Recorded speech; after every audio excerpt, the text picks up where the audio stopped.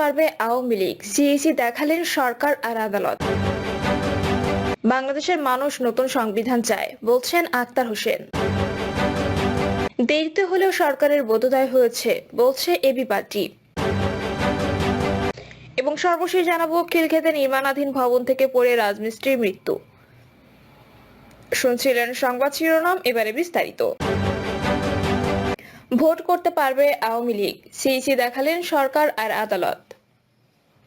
সরকার বা আদালত কোনো সিদ্ধান্ত না নিলে আওয়ামী লীগকে নির্বাচন থেকে বাদ দেওয়ার সুযোগ নেই বলে মন্তব্য করেছেন প্রধান নির্বাচন কমিশনার এএমএম নাসির উদ্দিন।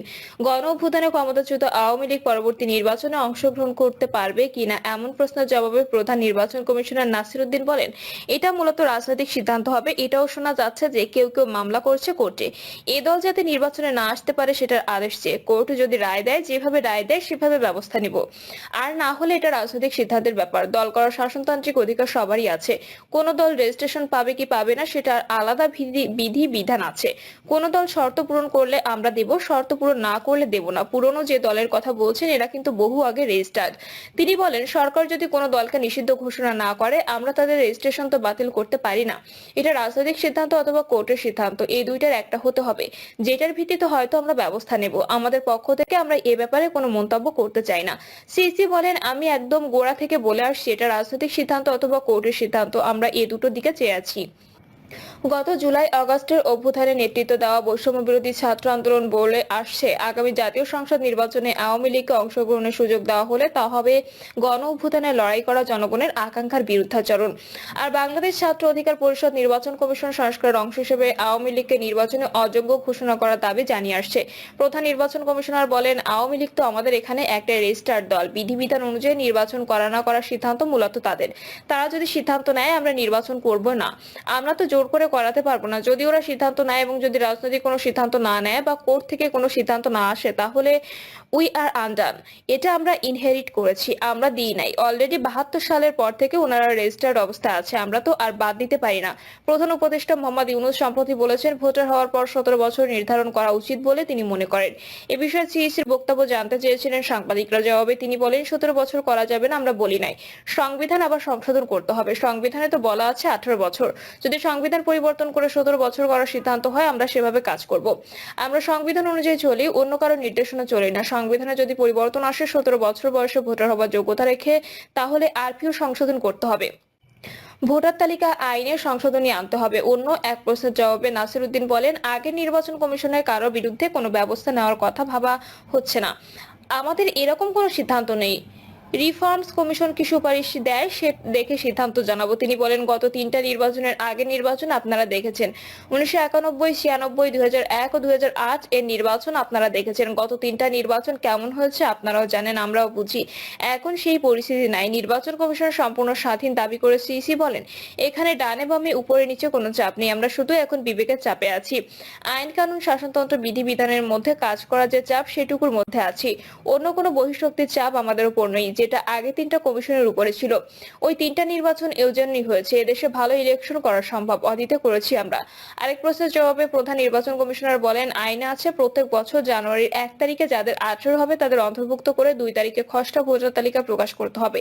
মার্চে 2 তারিখে চূড়ান্ত ভোটার তালিকা হয়ে যাবে। শিডিউল করার আগ পর্যন্ত এটা সংশোধন করা যায়, কিন্তু কাজ করতে গিয়ে দেখেছি অনেক ফেক ভোটার আছে এখানে, অনেক বিদেশি ভোটার হয়ে গেছে এখানে, অনেক ভোটার মারা গেছে, মৃত ভোটার রয়ে গেছে, কিন্তু নাম কাটা যায়নি, ওইটা বাদ দিতে চাই।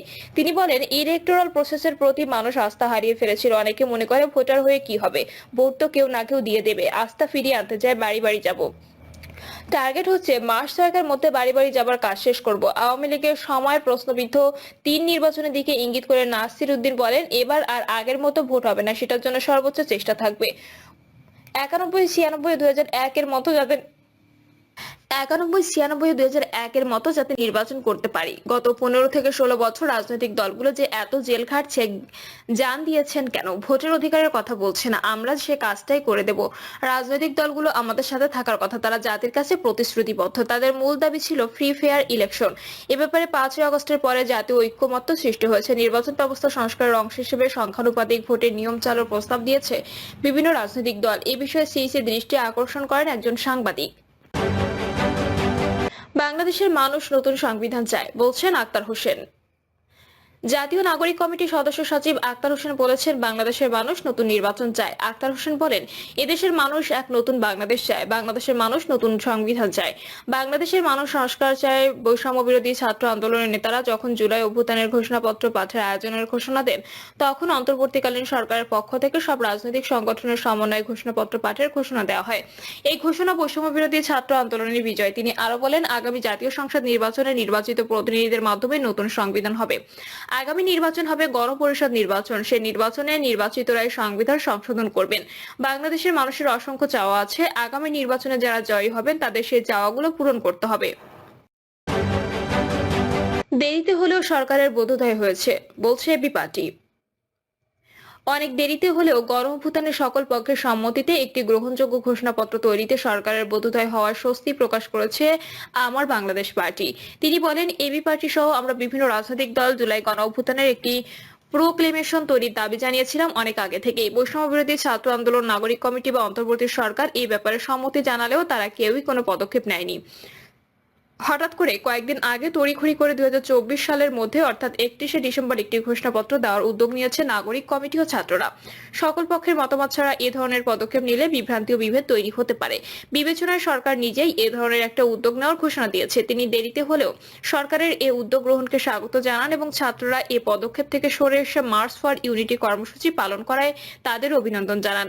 এবি পার্টির মহাসচিব বলেন, আমরা সরকারকে বারবার বলেছি সমস্যাগুলো চিহ্নিত করে একত্রে রাজনৈতিক দলগুলোর সাথে আলোচনা করে পদক্ষেপ নিতে। সরকারের কার্যক্রম পরিকল্পনার কোনো ছাপ নেই। তারা সবকিছুতে তাৎক্ষণিক চাপের মুখে সিদ্ধান্ত নিচ্ছে, তা তাদের ইমেজকে ক্ষুণ্ণ করছে। জাতীয় ঐক্যের উদ্যোগ নিতে না পারলে আমাদের দায়িত্ব দেন, কিন্তু সংকট তৈরি করবেন না। উল্লেখ করে মুজিবুর রহমান মঞ্জু বলেন, 15 জানুয়ারির মধ্যে সরকারের উচিত একটি সমন্বিত ঘোষণাপত্র প্রণয়ন করা। খিলক্ষেতে নির্মাণাধীন ভবন থেকে পড়ে রাজমিস্ত্রির মৃত্যু। রাজধানীর খিলক্ষেত নির্মাণাধীন 14 তলা ভবনের 6 তলা থেকে পড়ে মোহাম্মদ রাহিদ নামে এক রাজমিস্ত্রির মৃত্যু হয়েছে।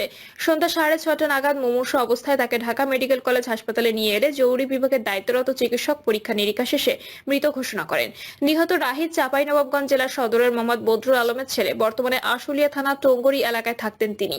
নিহতের চাচা রব্বানী জানান, আমার ভাতিজা রাজমিস্ত্রির কাজ করতেন। আজ বিকেলের দিকে খিলক্ষেতে স্বদেশ প্রপার্টি নির্মাণাধীন 14 তলা ভবনের 6 তলার ইট গাঁথুনির কাজ করার সময় অসাবধানতাবশত নিচে পড়ে গিয়ে গুরুতর আহত হয়। পরে দ্রুত তাকে ঢাকা মেডিকেলে নিয়ে গেলে চিকিৎসক মৃত ঘোষণা করেন। প্রিয় দর্শক, এই ছিল এখনকার সর্বশেষ সংবাদ। আপডেট সব সংবাদ পেতে চ্যানেলটি সাবস্ক্রাইব করে বেল আইকনটি ক্লিক করে রাখুন।